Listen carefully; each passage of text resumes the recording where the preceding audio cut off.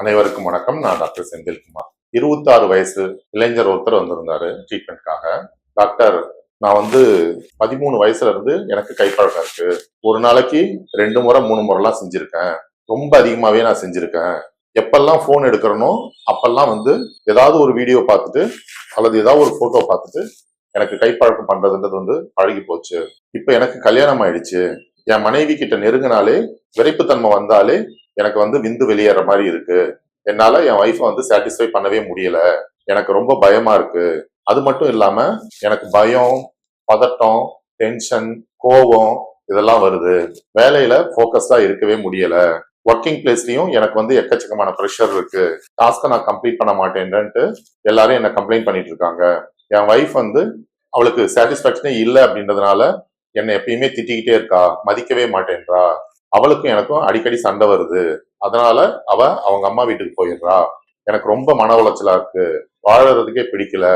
எதுவுமே ஞாபகம் இருக்க மாட்டேங்குது. அதே சமயம் எனக்கு எப்பெல்லாம் விரைப்புத்தன்மை வருதோ அப்பெல்லாம் உடனே விந்து வெளியேற மாதிரி இருக்கு. எனக்கு ரொம்ப பயமா இருக்கு, ரொம்ப மனக்கவலையா இருக்கு அப்படின்னு சொன்னாரு. எனக்கு இதுக்கு சரியான ட்ரீட்மெண்ட் கொடுங்க அப்படின்னு கேட்டார். முதல்ல அவருக்கு கவுன்சிலிங் தான் கொடுத்தேன். காரணம் என்ன அப்படின்னு பாத்தீங்கன்னா, சுய இன்பம் பண்றதுன்றது தவறான ஒரு விஷயம் கிடையாது. ஒரு மாசத்துக்கு 4 முறையோ 5 முறையோ அல்லது வாரத்துக்கு 1 முறையோ 2 முறையோ பண்ணா அது தப்பே கிடையாது. ஆனா ஒரே நாள்ல 2 முறை 3 முறை 4 முறை அப்படின்னு பண்ணும் பொழுது அவங்களுக்கு சில பிரச்சனைகள் வரக்கூடிய வாய்ப்புகள் உண்டு.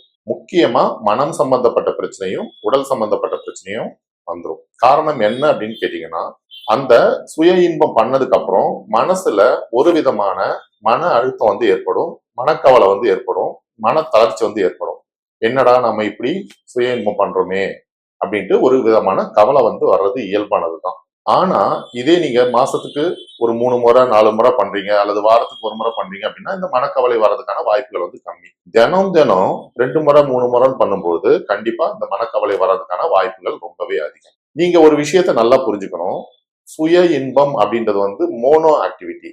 நீங்க ஒரு போட்டோவையோ யாரையாவது நினைச்சுக்கிட்டோ அல்லது வீடியோவோ பார்த்துக்கிட்டு நீங்க பண்ணக்கூடிய விஷயம் எல்லாமே ஒரு நிமிஷத்துல இருந்து ஒரு 2 நிமிஷம் 3 நிமிஷத்துக்குள்ள முடிஞ்சு போயிடும். அட் த சேம் டைம் உடலுறவு அப்படின்றது 2 பேர் சேர்ந்து பண்றது. ஒரு ஆணோ பெண்ணோ 2 பேரும் சேர்ந்து பண்றது. அந்த இடத்துல உங்களுடைய பார்ட்னரை நீங்க முழுக்க முழுக்க திருப்திப்படுத்த வேண்டியது உங்களுடைய கடமை. அதாவது நீங்க அவங்களுக்கு நல்ல டைம் எடுத்து நல்ல ஃபோர் பிளே பண்ணி அவங்களுக்கு லூப்ரிகேஷன் நல்லா வர்ற அளவுக்கு நீங்க செயல்பட்டு அதுக்கப்புறம் நீங்க இன்டர் கோர்ஸ்ல நீங்க இறங்குறீங்க அப்படின்னா உங்க பார்ட்னருக்கு நல்ல சாட்டிஸ்பாக்சன் கிடைக்கும்.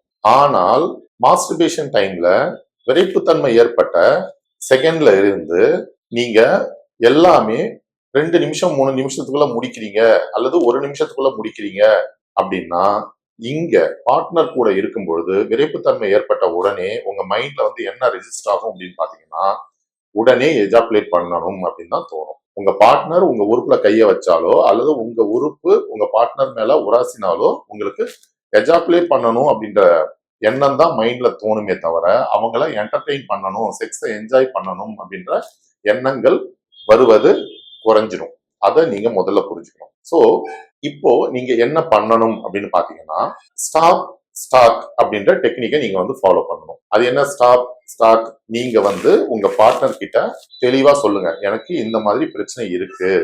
உடலுறவு வைக்கும் பொழுது விரைப்புத்தன்மை வந்துச்சு அப்படின்னா உடனே எனக்கு விந்து முந்தி வர பிரச்சனை இருக்கு. அதனால நாம இந்த டெக்னிக்கை ஃபாலோ பண்ணலாம் அப்படின்ட்டு நீங்க அவங்கள்ட்ட ரெக்வஸ்ட் பண்ணுங்க. ஓகே, இப்ப ஸ்டார்ட் ஸ்டாப் டெக்னிக்கை பத்தி நாம தெரிஞ்சுக்கலாம். விரைப்புத்தன்மை வந்த உடனே விந்து வெளியே வர்ற மாதிரி தெரிஞ்சது அப்படின்னா உடனே நீங்க செக்ஷுவல் ஆக்டிவிட்டியை நிறுத்திட்டு அந்த ஆணுறுப்பு பிளாசிட் ஸ்டேட் அப்படின்னு சொல்லுவாங்க, அதாவது தளர்ந்த நிலைக்கு போகணும். தளர்ந்த நிலைக்கு போன உடனே திரும்ப ஒரு 5 நிமிஷம் கழிச்சோ அல்லது 10 நிமிஷம் கழிச்சோ உங்க பார்ட்னர் கிட்ட திரும்ப ஸ்டிமுலேட் பண்ண சொல்லுங்க. திரும்ப ஆணுறுப்பு நல்ல விரைப்பு நிலைக்கு வந்த உடனே திரும்ப விந்து வர்ற மாதிரி இருக்கு அப்படின்னா நீங்க முன் விளையாட்டை நிறுத்தணும். திரும்ப விரைப்புத்தன்மை விந்து வெளியே வர்ற மாதிரி இருக்கு அப்படின்னா நீங்க அந்த முன் விளையாட்டை நிறுத்தணும். இதே மாதிரி ஒரு 4-5 முறை ஒவ்வொரு முறை உடலுறவு வைக்கும் பொழுதும் விரைப்புத்தன்மை விந்து வெளியே வர மாதிரி இருக்கு அப்படின்னா அதை நீங்க நிறுத்தி நிறுத்தி திரும்ப ஆரம்பிக்கணும். இந்த மாதிரி பண்றீங்க அப்படின்னா உங்களுக்கு அந்த ஹோல்டிங் கெப்பாசிட்டி கிடைக்கும். அதுவுமே இல்லாம பெல்விக் ஃப்ளோர் எக்ஸசைஸ் அப்படின்னு சொல்லக்கூடிய எக்ஸசைஸை நீங்க தொடர்ந்து செஞ்சுட்டு வந்தீங்க அப்படின்னா இந்த விந்து முந்துதலை ஓரளவுக்கு நம்மளால தடுக்க முடியும்.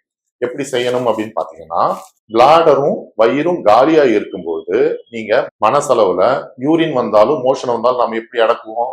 அந்த பிளாடரை உள்ளுக்கு இழுத்து ஆசனவாயை உள்ளுக்கு இழுத்து அப்படியே டைட் பண்ணுவோம் இல்லையா? அதே மாதிரி வயிறும் பிளாடரும் காலியா இருக்கும்போது நீங்க ஒரு 5 முறை 10 முறை செஞ்சுட்டு வரீங்க அப்படின்னா இந்த விந்து முந்துதல் பிரச்சனைய நாம ஓரளவுக்கு குறைக்க முடியும். எந்த ஒரு பிரச்சனையா இருந்தாலும் உங்க பார்ட்னர் கிட்ட தெளிவா பேசுங்க. சரியா? டென்ஷனோ கோபமோ ஆக தேவையில்லை.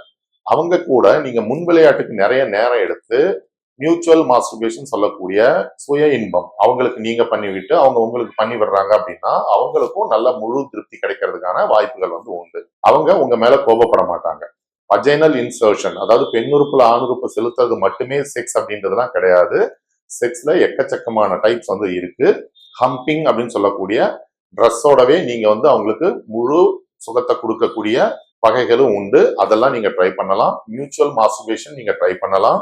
ஓரல் செக்ஸ் நீங்க ட்ரை பண்ணலாம். ஸோ இந்த பயம், பதட்டம், டென்ஷன், ஆங்ஸைட்டி இதெல்லாம் இருக்கு அப்படின்னா நீங்க தயங்காம அதுக்கான ட்ரீட்மெண்ட், ரிஜுவினேஷன் ட்ரீட்மெண்ட் அப்படின்னு சொல்லுவோம். அதாவது புத்தாக்கம், நம்ம உடம்புல உள்ள உறுப்புகளையும் விந்தணுக்களுடைய எண்ணிக்கையையும் விந்தணுக்களுடைய அளவையும் அதிகமாக்கக்கூடிய சிகிச்சைகள் உள்ளன. அதிகமாக்கக்கூடிய ட்ரீட்மெண்ட்லாம் இருக்கு. நீங்க தயங்காம நோயின் அறிகுறிகளுக்கு ஏற்ற ட்ரீட்மெண்ட் நீங்க எடுத்துக்கிறீங்க அப்படின்னா உங்களுக்கு இந்த பிரச்சனையில இருந்து சீக்கிரம் வெளியே சந்தோஷமா வாழலாம். ஸோ நீங்க முதல்ல பண்ண வேண்டியது என்ன அப்படின்னு பாத்தீங்கன்னா, நல்ல ஹெல்த்தியான ஃபுட்டு, டென்ஷன், ஸ்ட்ரெஸ், ஆங்ஸைட்டி இல்லாம டே டு டே லைஃபை ஹாப்பியா லீட் பண்ணுங்க. எந்த ஒரு கவலையுமே உங்களுக்கு வேண்டாம். மைண்டை ரிலாக்ஸாகவும் ஃப்ரீயாகவும் வச்சுக்கோங்க. உங்க வைஃப் கிட்ட நல்லா மனசு விட்டு பேசுங்க. எது ஒரு விஷயமா இருந்தாலும் தயங்காம ஷேர் பண்ணுங்க. நீங்க ஓப்பன் அப்பா இருந்தாலே உங்க வைஃப் உங்க கூட இருப்பாங்க. எந்த ஒரு பிரச்சனையுமே வராது. ஸோ சரியான ட்ரீட்மெண்ட் நீங்க சரியான டைம்ல எடுத்துக்கிறீங்க அப்படின்னா உங்களுக்கு இந்த பிரச்சனை இருந்து வெளியே வரலாம் அப்படின்னு நான் சொன்னேன். ட்ரீட்மெண்ட் எடுத்தாரு, நல்ல ரிசல்ட் இருக்கு அப்படின்னு சொல்லியிருக்காரு. உங்களுக்கும் இந்த மாதிரியான பிரச்சனைகள் இருக்கு அப்படின்னா நீங்க தயங்காம டாக்டரை கன்சல்ட் பண்ணி சரியான ட்ரீட்மெண்ட் எடுக்கிறீங்க அப்படின்னா இந்த பிரச்சனையில இருந்து வெளியே சந்தோஷமா வாழலாம். நன்றி, வணக்கம்.